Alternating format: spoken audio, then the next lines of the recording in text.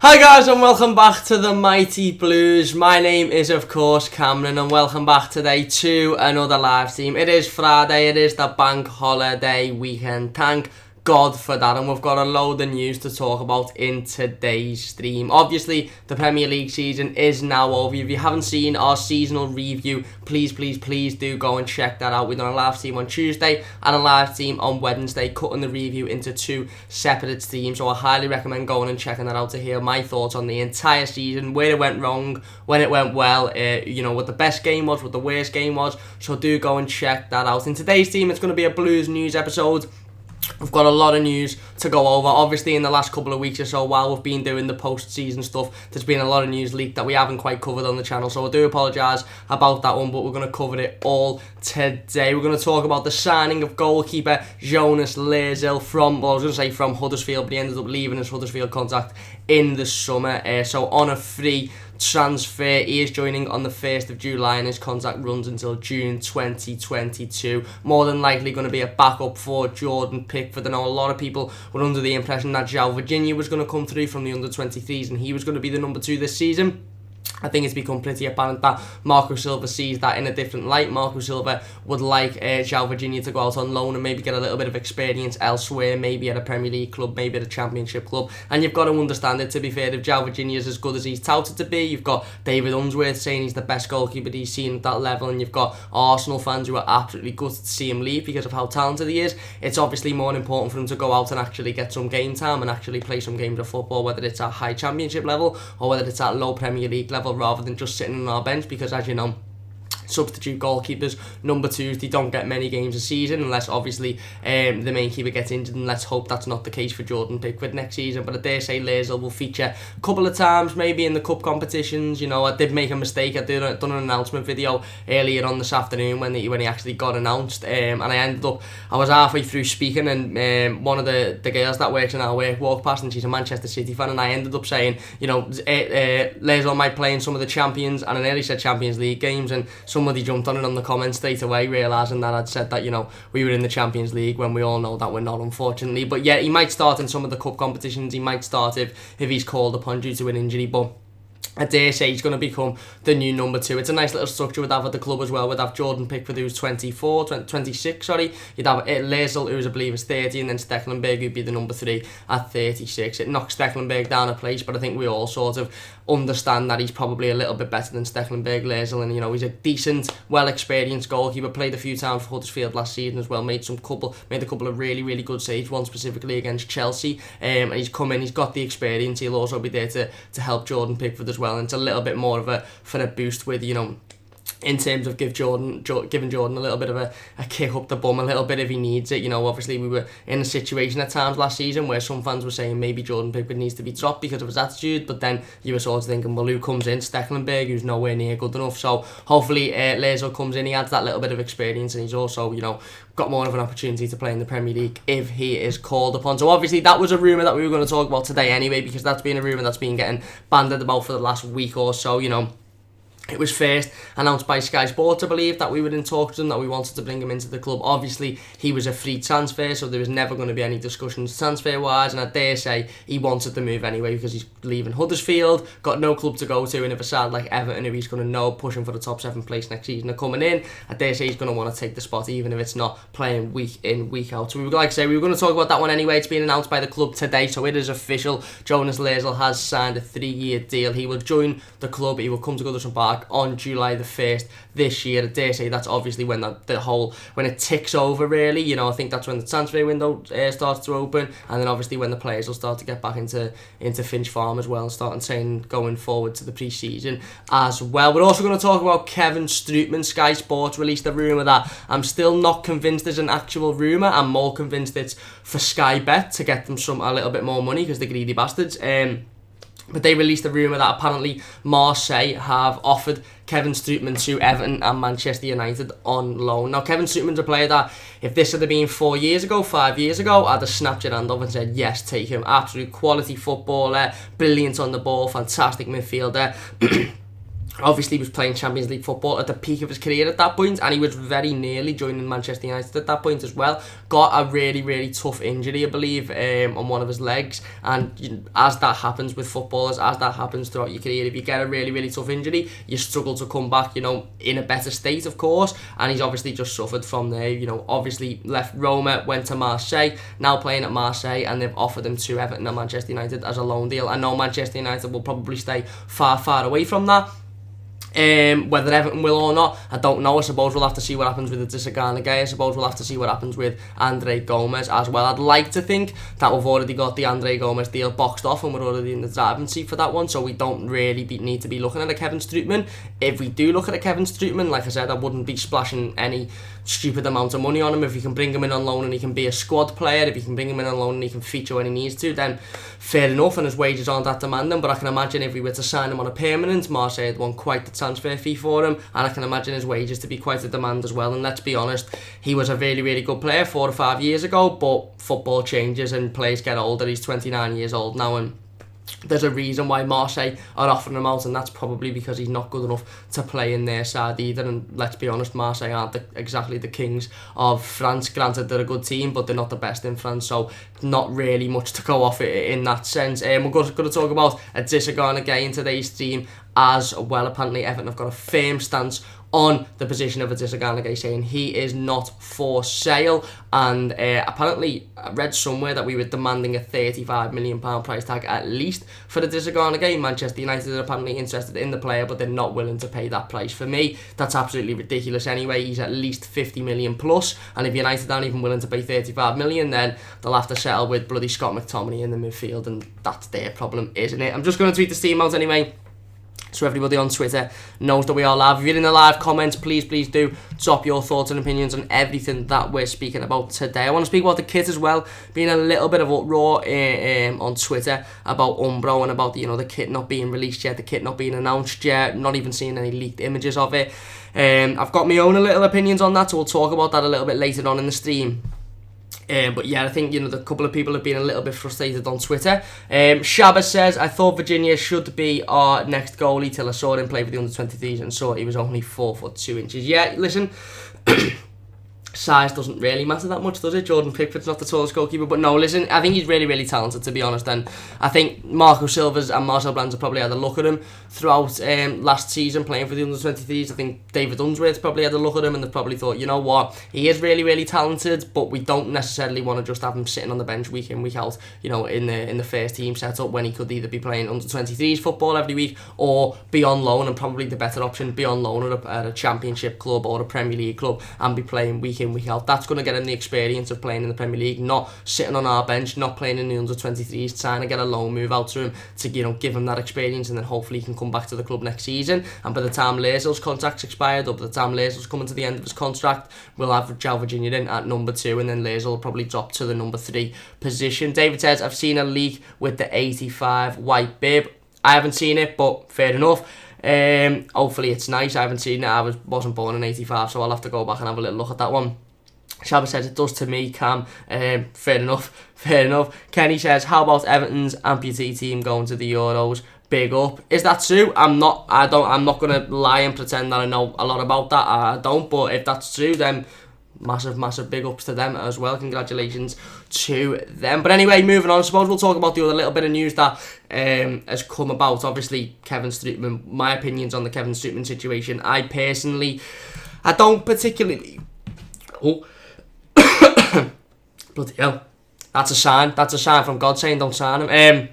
No, I don't particularly not want him at the football club. If he's being offered as a loan deal and his wages aren't that big and he can come in and maybe he can take the place of a Morgan Schneiderlin if we decide to sell him to get him off the wage bill, maybe come in if we end up not being able to get Andre Gomes. But I'm not completely fussed on him, to be honest. The fact that Marseille are offering him out on loan, the fact that he's 29 years old, yes, granted he was fantastic 4 or 5 years ago, but he's probably not the same player today, as well as the fact that obviously if we get Andre Gomes, if we keep Morgan Schneiderlin, there's not going to be much room for him anyway, and it's just going to be a player to come in for the sake of a player coming in. But let me know your thoughts on that one in the comment section down below. The other transfer rumour regarding Everton's midfield. There's loads bouncing about recently. You've literally got our whole midfield either being sold or being bought. You've got Gomez, we don't know what's going to happen with him. Adesina Gay, we don't know what's going to happen with him. Kevin Strootman being rumoured. You've got Morgan Schneiderlin,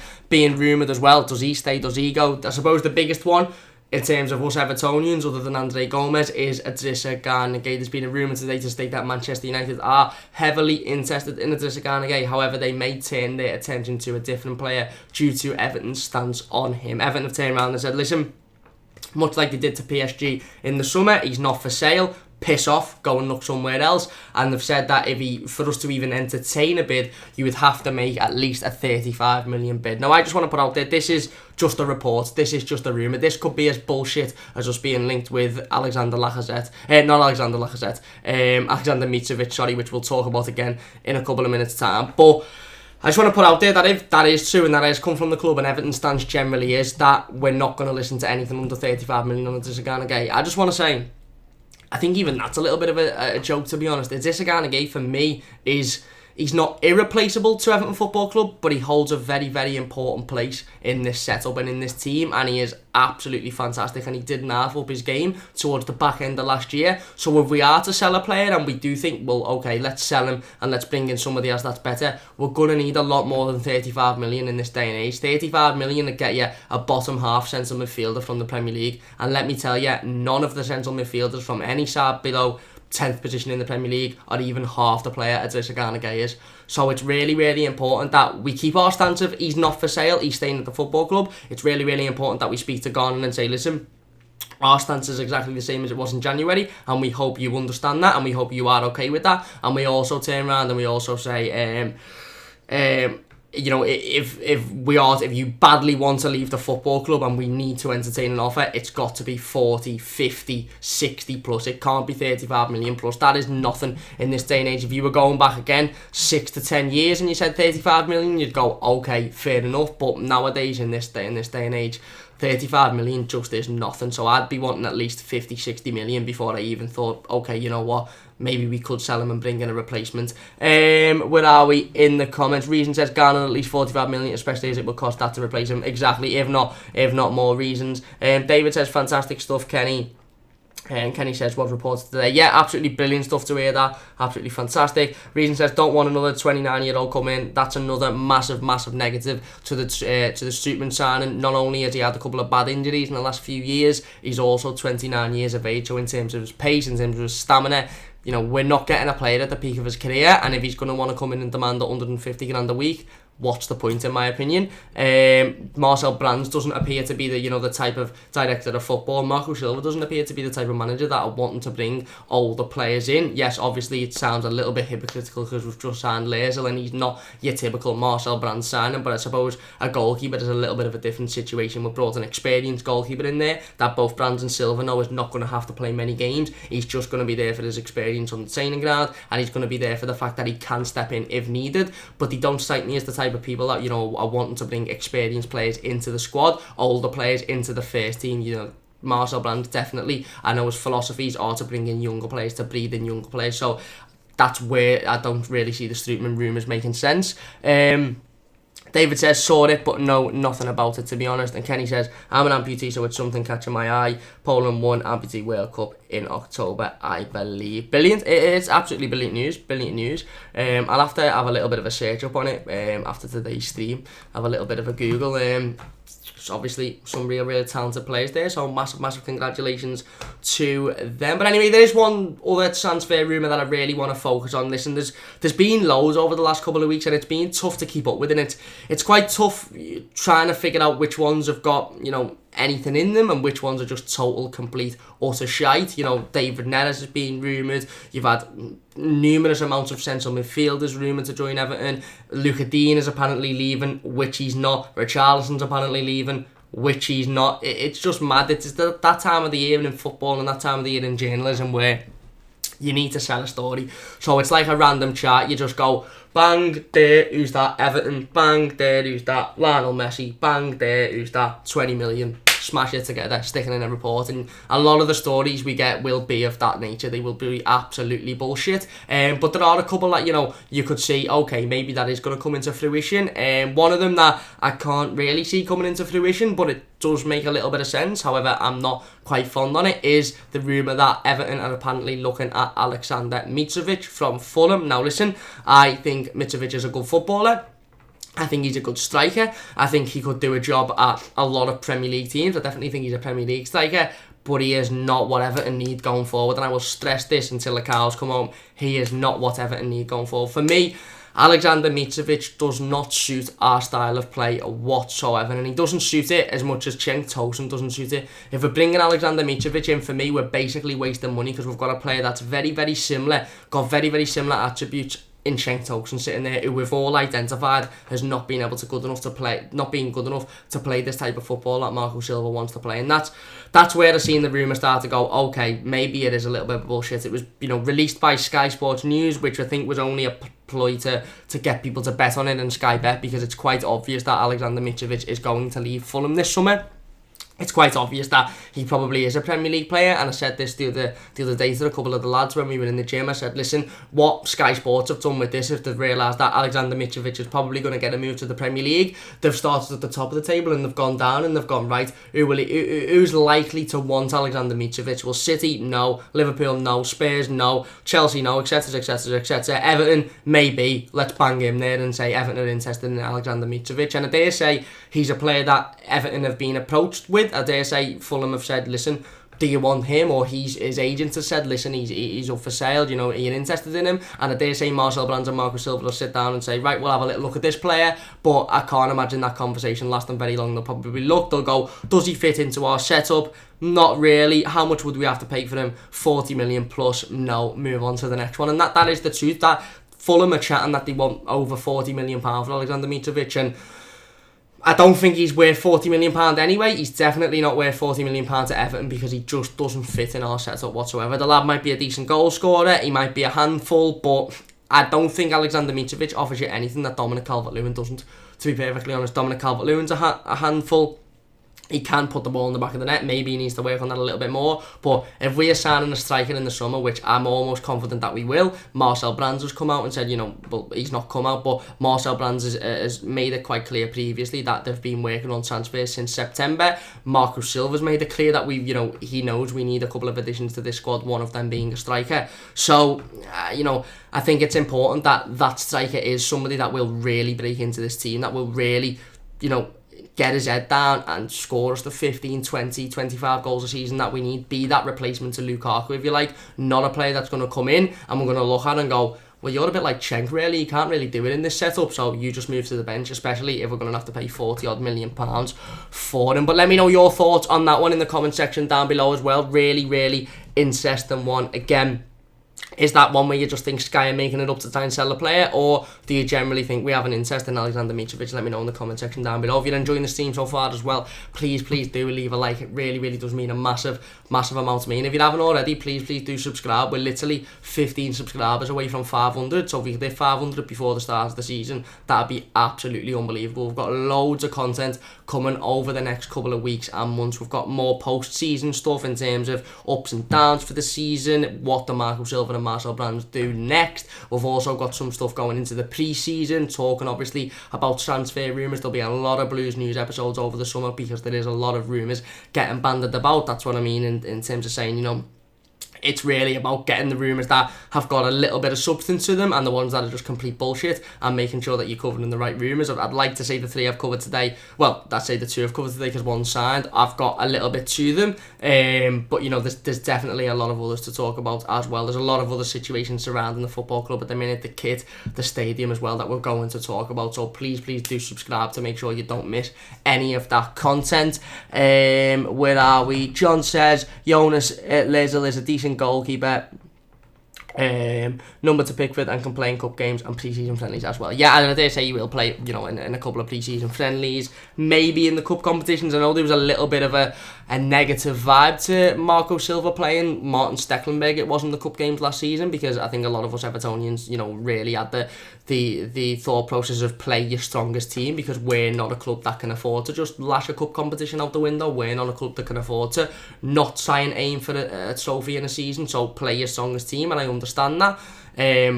And maybe Marco Silva's took that on board, and maybe Loessl won't play in the cup games. Maybe he will literally just be there to play pre-season and to be there as a backup. But again, it would make sense if he come in the cup games as well, I suppose.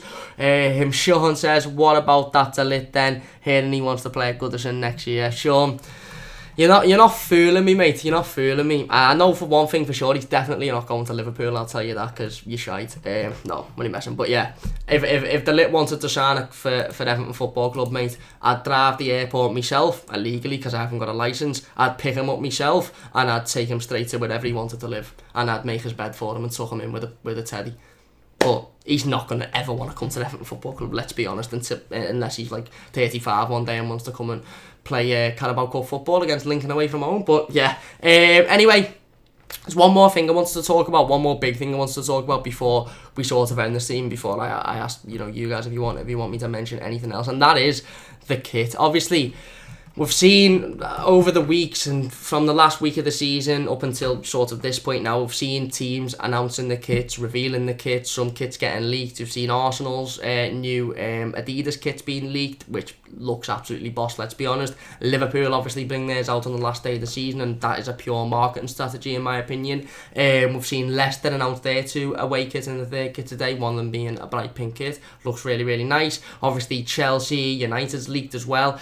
Everton's haven't been leaked this season, and I think a lot of fans are getting on Twitter and making their thoughts known on that. At an Umbro, when's the new kit getting released? What's going on? Why is there a delay? Why is it always like this? And listen, I understand the frustration, I do. It's frustrating when you see different clubs announcing the kits and revealing the kits and they're looking boss, and you're thinking, oh my god, I can't wait for the next season to see so-and-so in this kit, and Everton aren't, and Umbro are sort of leading, not leading us on, but they're sort of sitting back and going, well, we're not going to announce it yet, and Everton aren't. I believe that the reasons as to why they're not announcing it is because of a stock issue, something to do with the fact that they haven't got enough in stock to be able to handle the demand when it is released for pre-orders and sales and whatsoever, and that may be just the case, and that might just be a business thing, and that is what it is. But I do understand at certain points the fact that some fans are a little bit frustrated at it.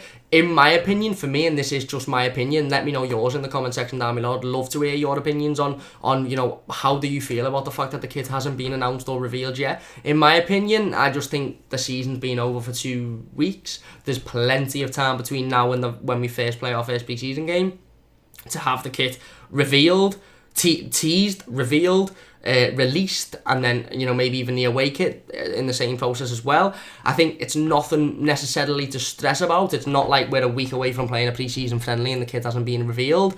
Like I said, we've literally just come out of the back of the Premier League season, and it is nice when your kit gets revealed before the end of the Premier League season and you might play your last home game in it, or it goes up for sale and you can go to the last game of the season in the kit. But I also don't, for me anyway, in my opinion, this just might be me, I'm not that bothered up to now. I think there's nothing really to stress about. It will get revealed and it will get released before obviously we go over to Africa to play the pre-season games, and that's just where I stand on it. But I do also understand fans saying, listen, other teams are releasing their kits left, right and centre here, give us a teaser. I'm aware that the players have probably seen it, the players have probably worn it, that process has probably happened. It's just the fact that those images are getting kept behind, because once the images are released, there then has to be a date for when it's going to be able to pre-order, there then has to be a date for when it's going to be available on general sale, and if there is stocking issues, I dare say Umbro aren't wanting to do that yet. But like I said, we've literally only just finished the Premier League season really. There's other sides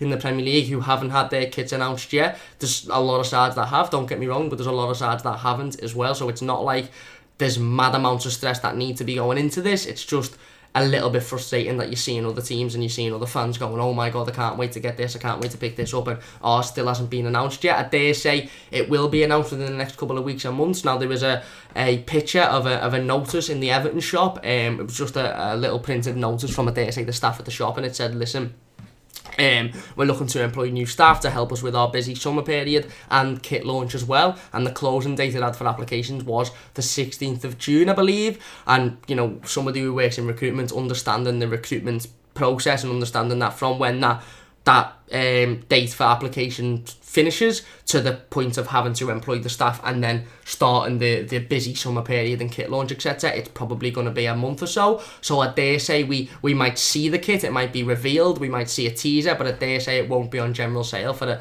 about another month or so, if not month and a half.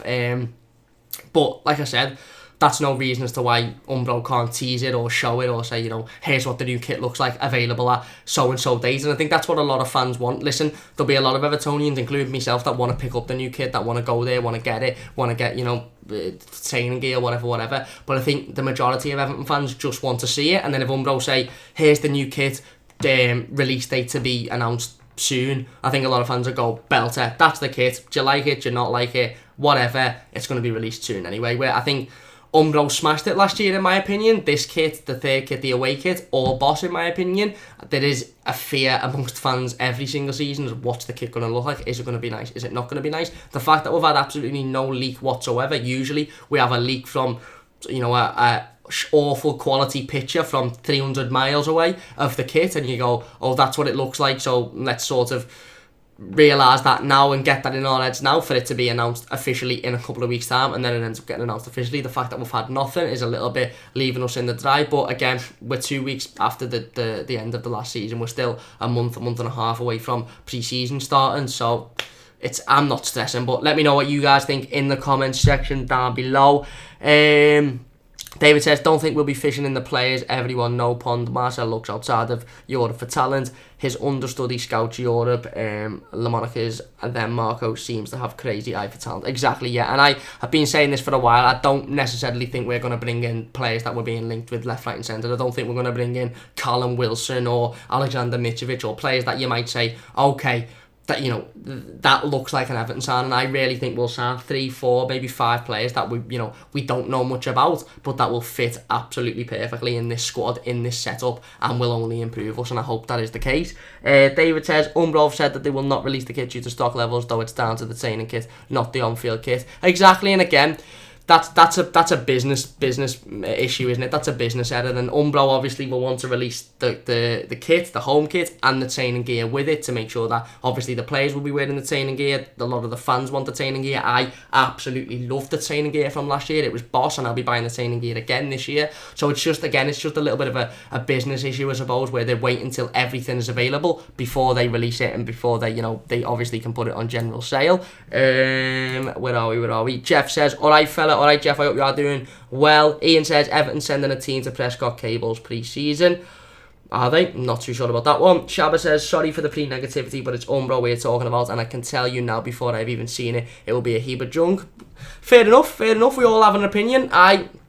Listen, I really liked the free kits last season, and I really liked all the training gear as well. So I've seen us have terrible kits. I've seen us have really nice kits from Umbo. So I'm optimistic. I don't know what it's going to look like, but again, I'm not necessarily worried at this point either. If we were playing pre-season in Africa in 3 or 4 days and it hadn't been released, I'd go, okay, fair enough. But that's still a long way away as well. The lads have only just left Finch Farm this week to go on holiday, so I don't think there's much to stress about. But if you're frustrated, that's understandable. Jeff says, have I missed the chat about Welbeck yet? I'm just wondering what people think. I haven't actually spoken about the Danny Welbeck chat. Again, that was another rumour that I was sort of humming and hawing. Has it got any legs to it, or is it just somebody going, Danny Welbeck needs a move in the summer, who's below Arsenal, that'll probably take him, Everton, let's just say they want to offer him 150 grand a week. I am quite confident in saying that if Danny Welbeck was to join Everton, which there is a possibility. Again, I don't necessarily think he would join on the basis that he was going to be our striker going forward and he was going to be the striker we all know we need. But I'm quite confident knowing that if he was to join Everton, he would not be given £150,000 a week. There's in my opinion, there is no way Marcel Brands could justify giving a player that's played about 4 games in 15 years or something stupid like that, isn't a prolific goal scorer anyway, and he's not on that much at Arsenal. I don't really understand why Marcel Brands or Marco Silva would want to give him a wage increase to come to Everton Football Club. Yes, we may well be looking at Danny Welbeck as being a striker that we're interested in, but I dare say he would have to take a wage decrease, and we wouldn't be paying an awful lot of money for him either. And again, like somebody mentioned in the comments before, I don't necessarily see Marcel Brands going for the generic players, the players that have played in the Premier League, the outcasts like Sam Allardyce did. You could half argue Sam Allardyce did with Theo Walcott. I don't see Marcel Brands doing that, and I don't see that as being his philosophy or Marco Silva's. David says, not a chance, Jeff. It wouldn't surprise me if it's released after the Prem fixtures come out 13th of June. It wouldn't surprise me either. I suppose we'll have to just keep up to date with it. I'll have all the latest news on the kit on the channel as well. Obviously, when it gets released, we'll be talking about it. We'll be taking a little look into it, giving my opinions and taking all of your opinions as well. Where are we? Jeff says, yeah, I'm underwhelmed too. He's a crock, always injured. He's good on his day, but it's a bit meh, really. Exactly. And he's one of them players that, yes, is really, really good on his day, but has his day once every 2 years, and I just can't see Marcel Brands offering him £150,000 a week to have 2 good games in 2 seasons. I just really, really can't. Shabba says the socks won't have EFC on them, the shorts won't fit any of the players, and the shirts will have a grandad shitty collar thingy doof going on. What a heap of junk, how I wish for Adidas. And David says, lol, Shabba, moody bastard. And Shabba says, that's me. Yeah, listen, I suppose we all have our opinions, really. I've seen some Adidas kits that are absolutely shocking in the last couple of years. Yes, Arsenal's is amazing. Fair enough, hold your hands up, but I've seen some really, really poor ones as well. But we're with Umbro, and that's how it's going to be, and I suppose we'll just have to wait and see what the kit looks like next season. Jeff says, yeah, it's coming from his agent, or is it just that he fancies himself, that he himself fancies it? You never know. It might be a general rumour. Marcel Brands and Marco Silva might have said, yeah, listen, we'll have a little look at Danny Welbeck, we'll see what he offers, we'll see if he fits into our squad. But again, that conversation between Brands and Silva may literally be similar to the Mitrovic situation, where they sit down and they go, right, Danny Welbeck, and Marcel Brands goes, okay, agent wants 150 grand a week, and Silva goes on to the next. It may be that, but that will be reported as that Marcel Brands and Marco Silva are interested in Danny Welbeck. That's what it will be reported. If you're Danny Welbeck's agent, you will be crying out for a move to a club like Everton. A club that are building, a club that are in a transition phase, a club that will be challenging the top 6 in the next couple of years, a club that look to be, within them Champions League spots, that have massive amounts of ambition. However, a club that really, really needs a striker. And if you're Danny Welbeck's agent, you'd be crying out for Everton to sign him. He'd be getting 150 grand a week if it's what is reported, and he'd be playing for the squad, like I said, that are building. In effect, he'd be robbing a living, really, wouldn't he, if he's only playing 2 games a season? But I just can't see it happening. David says, Jan Haller, Paulson, the kid from Atlanta, is ripping it up. We could get any for less than Welbeck. Exactly. And Marcel Brands is very, very clued into the South American league as well, as is Marco Silva. Obviously, that's where Richarlison come from, that's where Bernard come from. I know Richarlison come from Watford, but I mean originally. So I can't see Marcel Brands and Marco Silva just looking at England and going, right, we need a striker, Danny Welbeck. I can see them going, okay, let's have a little look at Danny Welbeck. There's this, there's this, but he doesn't suit us in the 10 ways, so we'll move him on and let's go and look elsewhere. Where are we? JC8 Gaming says, hey. Jeff says he's best mates with Walcott. Maybe he is. I dare say Theo Walcott's trying to convince him to sign for Everton as well. JC8 says, I'm a Huddersfield fan. Welcome. How did you rate Loessl at his time at Huddersfield? Let us know. And Jeff says, how are you doing? Hope you're not feeling too down after the season. Very, very nice. Love the friendliness in the chat. And David says, tar for your keeper, gives Jordan time off the field to park in a disabled space, get pissed and have a fight. Yeah. Let's hope Jordan Pickford doesn't do any of those antics next season. We could do with not having that on our backs, of course. Listen, that's going to do it for today's team. If you have enjoyed, please do leave a like. It really, really does mean a massive amount to me. Subscribe if you haven't already as well. Literally only 15 subscribers away from 500, so it really, really would mean a massive amount to me if you could just subscribe if you haven't already. Leave all your thoughts on everything we've spoke about today in the comment section below. If you're watching this as a YouTube YouTube video afterwards. Leave all your thoughts in the YouTube comments. It really, really does mean a massive amount to me. I'll go through them all and I'll read them all, of course. Like I said, leave a like if you have enjoyed. I'll be back on Tuesday for another post-season live stream. We're going to be talking about the ups and downs of the season, and we're going to be talking about where Marcel Brands and Marco Silva need to do their business in the summer transfer window. So don't forget to join me at 6:15 on Tuesday for that. Makes to be a really, really interesting stream, and we'll carry on the post-season content, and we'll carry on talking about all the different transfer rumours and news that are happening regarding Everton Football Club in the weeks and months that we are to endure before the start of the 2019-2020 season. But yeah, biggest news today, I suppose, is that Jonas Loessl has signed on a 3-year contract. He'll be at Everton until June 2022, joining the club on July the 1st. Of course, coming in as a backup keeper to Jordan Pickford, playing his last season at Huddersfield and becoming a free agent. So let me know what you think on that one in the comment section down below. Jeff says, nice one, Dave. JC8 says, he's a solid keeper, pulls off some good saves, brilliant, absolutely ideal for the backup then. Jeff says, cheers fella, laters. Thanks Jeff, thank you very much. And David says, I've liked on behalf of Alice. Thank you very much, David, and thank you to everybody else who is in the live comments today, and thank you to everybody watching as a YouTube video as well. Anyway, that's going to do it for me today. If you have enjoyed, please do leave a like, subscribe if you haven't already, and we'll be back on Tuesday. Like I said, JC8 says, Lossy, not Loessl, or Loessl, not Loessl. I'm shite at pronunciation, so I do apologise. You'll have to bear with me on that one. But anyway, a massive thank you to everybody for watching. Please leave a like if you have enjoyed. Don't forget to join me at 6:15 on Tuesday for another live stream. But until then, let's hope that we've got a couple of signings to talk about as well. I doubt we will have, but we can only hope, can't we? Thank you very much for watching, and I'll see you soon.